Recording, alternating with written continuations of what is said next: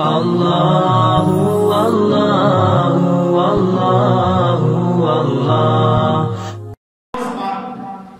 حیرت کا اظہار دیکھیے، آپ اور میں آج مسلمان ہیں، ہمیں اپنے مسلمان ہونے پہ فخر ہے، اور ہمارے پاس ہمارے اسلام کی دلیل جو ہے وہ قرآن ہے، حدیث کی کتابیں ہیں، بخاری، مسلم، ترمذی، ابن ماجہ، ابو داؤد، سنن نسائی، یہ کتابیں نا ہمارے پاس۔ جن بزرگوں نے یہ کتابیں لکھی ہیں، میں ان کے محلوں سے، ان کے گھروں سے، ان کے شہروں سے ہو کر آیا، میرے ساتھ 70 علماء تھے، امام بخاری کے محلے سے ہو کر آئے، امام بخاری کا وہ مدرسہ بھی دیکھا جہاں آپ کے سامنے 80 ہزار طلبہ بیٹھا کرتے تھے۔ مفتی رفیع صاحب نے فرمایا کہ ایک مرتبہ امام بخاری کا مدرسہ جاری تھا اور امام باقر ہوئے تھے، طلبہ نے جب ان کے سروں پر امامے گنے گئے تو 80 ہزار امامے تھے۔ وہ مدرسہ ہم نے دیکھا اور وہاں ہم نے اس کی عالی شان عمارت کو دیکھا اور وسعت کو دیکھا، لیکن آج وہ ساری جگہیں ویران ہو چکی ہیں۔ امام ترمذی کا وہ ہم نے جگہ دیکھی جہاں پر بیٹھ کر ترمذی شریف لکھی گئی، امام بخاری کا آبائی مدرسہ گھر دیکھا، امام مسلم کے گھر دیکھے، امام دارمی کے گھر دیکھے، امام عبداللہ سمرقندی کے گھر دیکھے۔ یہ وہ اکابرین امت ہیں جنہوں نے پورا اسلام آپ اور مجھ تک پہنچایا، لیکن آج ان کے محلے والوں کو سورہ فاتحہ بھی نہیں آتی، اور ان کے شہر والوں کو سورہ اخلاص کا نہیں پتا، اور ان کے شہر والوں کو غسل کے فرائض کا نہیں پتا۔ یہاں تک المیہ ہے کہ میں قازقستان میں تھا، میں نے کچھ مرد خواتین وہاں کے اکٹھے کیے، میں نے ان سے کہا تم خوش نصیب ہو کہ تم امام بخاری کے شہر کے لوگ ہو، امام مسلم کے شہر کے لوگ ہو، ابن ماجہ کے شہر کے لوگ ہو، تم خوش قسمت لوگ ہو۔ تو مجھ سے کہنے لگے بخاری شریف کیا ہے؟ آج ان کے شہر والوں کو بخاری شریف کا نہیں پتا۔ میں نے پوچھا پڑھی ہے؟ کہا دیکھی کبھی نہیں۔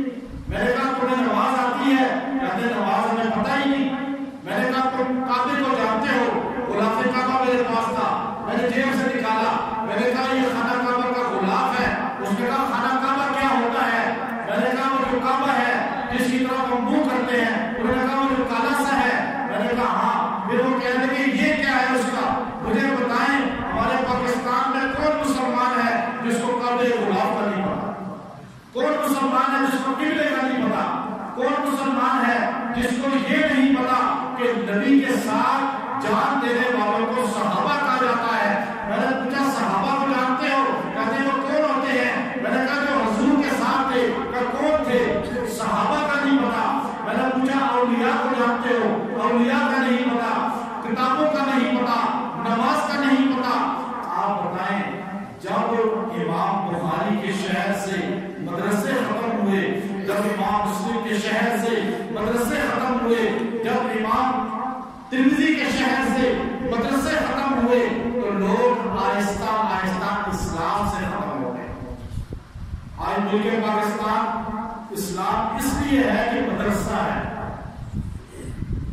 آج اس ملک سے مدرسے ختم کرنے کی جو کوشش ہو رہی ہے، میں آپ کو آج یقین سے کہہ سکتا ہوں یہی حال پہلے سمرقند، بخارا، ترمذ، یہاں لوگ دنیا آتی تھی علم سیکھنے کے لیے، ساری دنیا کے محدثین وہاں جاتے تھے علم سیکھنے کے لیے، قرآن سیکھنے کے لیے، حدیث سیکھنے کے لیے۔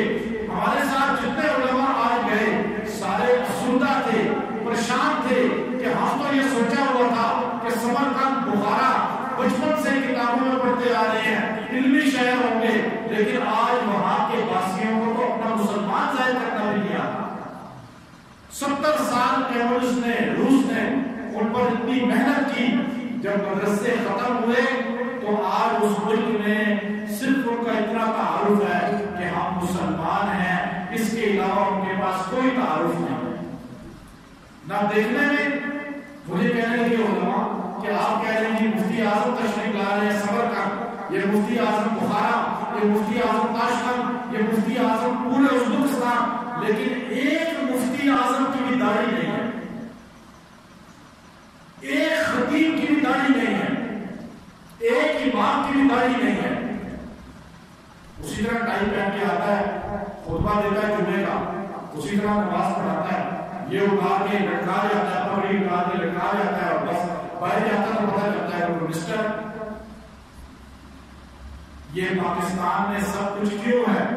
مدرسہ ہے ہمارے پاس. جس دن پاکستان سے مدرسے ختم ہو گئے ہمارا ملک بھی آہستہ آہستہ وہی بنا دیا جائے گا. تو اس لیے ہمیں اس پر فخر کرنا چاہیے کہ اللہ نے ہمیں یہ مدرسے عطا کیے ہیں. اس میں یہودی لابی اپنی پوری کوشش کر رہی ہے کہ ملک پاکستان سے مدارس کو کنٹرول کیا جائے. ان مدارس سے یہ قال اللہ قال رسول کی سزائیں بند کی جائیں، ان کو انگریزی تعلیم دی جائے، ان کو حکومتی مشنری میں لایا جائے. اور پھر کیا ہوگا؟ 1 سال نہیں 10 سال کے بعد ان مدرسوں سے ٹائی پہننے والے نکلیں گے، اور وہی حال ہوگا جو دنیا کی سب سے بڑی اسلامی مدرسہ جامعہ ازہر کا ہوا کہ پہلے جامعہ ازہر سے امام شافعی جیسے لوگ نکلا کرتے تھے، اور آج جامعہ ازہر سے نکلنے والا پہچان ہی نہیں ہوتی کہ مسلمان بھی ہے یا نہیں. آج جامعہ ازہر کے ساتھ جو سلوک کیا گیا ہے وہی سلوک پاکستان کے مدارس سے کرنے کے سوچ رہے، لیکن نہیں ہوگا انشاءاللہ. اور آج انشاءاللہ ہمیں یقین ہے کہ ان ملکوں میں بھی اللہ انہی ملکوں سے لوگ پیدا کرے گا جو دوبارہ ان لوگوں کی وراثت قرض ہے جو ہم پر واپس وہاں تک پہنچائیں گے. ان کو بڑی دین کی ضرورت ہے. آپ حیران کے ہم یہاں بیٹھتے ہیں، بریلوی، دیوبندی، اہل حدیث سب میں لڑ رہے ہیں یہاں پر. آپ کبھی دنیا میں باہر جائیں، وزٹ کریں، کیونکہ میں گھومتا ہوں، میں آرٹیکل لکھتا ہوں، اخبارات میں لکھے ہیں، وہاں سے لکھ کے بھیجنا ہے، چلتے رہے. یہ لڑائیاں ان محلوں کی ہے، کوٹا کلام کی، بورڈا کی، پنڈی کی، پنجاب کی، یہ دنیا کی نہیں ہے لڑائیاں. وہاں پر جا کے انسان کو، میں پورے قزاقستان میں گھوما، ازبکستان میں گھوما اس بار، پہلے بھی گھومتا ہے. میں وہاں پر حیران ہوتا تھا کہ ان کو کلمہ بھی پورا نہیں آتا، نماز کا بھی نہیں پتا، قرآن کا بھی نہیں پتا، ان کو صحابہ کا بھی نہیں پتا، ان کو حضور کی بیویوں کا بھی نہیں پتا، ان کو بیت اللہ کا بھی نہیں پتا، ان کو روزہ رسول کا بھی نہیں پتا. بس اتنا پتا ہے کہ ہم مسلمان ہیں، چونکہ ہمارے باپ دادا مسلمان تھے. ہم پر 70 سال رشیا نے محنت کی ہمیں کیمرس بنانے کی، مساجد گرا دی، مدرسے گرا دیے، قرآن پاک سارے چلا دیے، حدیث کی کتابوں کو ختم کر دیا. اب پورے ملک میں تبلیغی جماعت کوئی کام نہیں کر سکتی، وہاں کوئی عالم بیان نہیں کر سکتا، کوئی آدمی درس نہیں دے سکتا، کوئی آدمی 2 آدمیوں کو بٹھا کے کوئی لفظ نہیں کہہ سکتا. جب یہ سارا کچھ وہاں پر پابندی ہے تو ان لوگوں کو جنت میں جانے کے لیے حضور کا غلام کون بنائے گا؟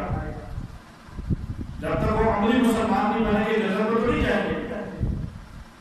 یا شراب پی رہے ہیں روڈ پہ بیٹھے ہوئے، خنزیر کا گوشت کھا رہے ہیں مسلمان، تو کیا ان کو جب میں نے چند کو بتایا تو وہ ایک دم قریب ہو گئے. میں نے کہا اچھا یہ حرام ہے. اب یہی بات ان کو جا کر اگر سارے بتائے تو کیا وہ جنت میں جانے والے نہیں بنیں گے؟ ہم لوگ یہاں اپنے اپنے جنت بنا رہے ہیں. وہ جنت میں مسجد والا نہیں جائے گا، صرف ہم جنت میں جائیں گے. ایسا ہی ہے نا عقیدہ بنا ہوا. ہم نے اپنی اپنی مساجد، اپنے اپنے گروپ، اپنے اپنے فرقے بنا کر جنت کی ٹھیکیداری کا سرٹیفکیٹ حاصل کر دیا اور پوری دنیا کو چھوڑ دیا. پاکستان کے ایک شہر سے ہماری سوچ میں ہے، پورا عالم ہماری سوچ سے نکل گیا. اللہ تعالیٰ ہمیں فکر عطا فرمائے. جو ان کے ساتھ ہوا ہے کل ہماری نسلوں کے ساتھ بھی ہو سکتا ہے. اللہ تعالیٰ ہمیں فکر دے گا اور اس سے بچنے کی توفیق دے تو انشاءاللہ ہمیں یقین ہے اللہ تبارک و تعالیٰ ان کے خاندانوں میں دوبارہ دین کو زندہ کرے گا. رمضان کے ماہ مبارک میں، رمضان میں آپ لازمی اللہ سے دعا کریں کہ اللہ تعالیٰ ان نعمت کو ہم سے چھینے نہ. دیکھیں آپ اور میں کیا حیثیت رکھتے ہیں. امام بخاری کی نسلیں آج بھی سے آشنا ہیں، امام مسلم کی، امام ترمذی کی، کتنے بڑے محدثین. تو آپ کیا حیثیت، ہماری کیا حیثیت ہے. ہماری نسلوں میں اللہ دین کو زندہ کرے، آگے دین والے ہوں، دین کا کام کرنے والے ہوں. یہ رمضان میں اللہ سے دعا کریں، تراویح کی پابندی کریں، روزے کی پابندی کریں، دن کو قرآن پاک ایک پارہ پڑھیں، رات کو وہی تراویح میں سنیں. جس مسجد میں تراویح شروع کریں آخری دن تک اس مسجد میں تراویح پڑھیں. یہ کوئی طریقہ نہیں ہوتا کہ ایک دن یہاں تراویح پڑھی، ایک دن وہاں پڑھی. یہ جو پھر دن کے تراویح پڑھتے ہیں یہ اللہ کے ہاں قبول نہیں ہوتے. کیونکہ کسی مسجد میں تراویح ایک پارہ، کسی میں سوا پارہ، کسی میں 1.5 ہوتا ہے. آپ کا ترتیب سے قرآن پاک بھی رہ جائے گا. اس لیے تراویح جہاں شروع کریں ختم وہیں کریں اور ٹائم پہ جائیں. اللہ عمل کی توفیق عطا فرمائے. وآخر دعوانا الحمدللہ. اللہ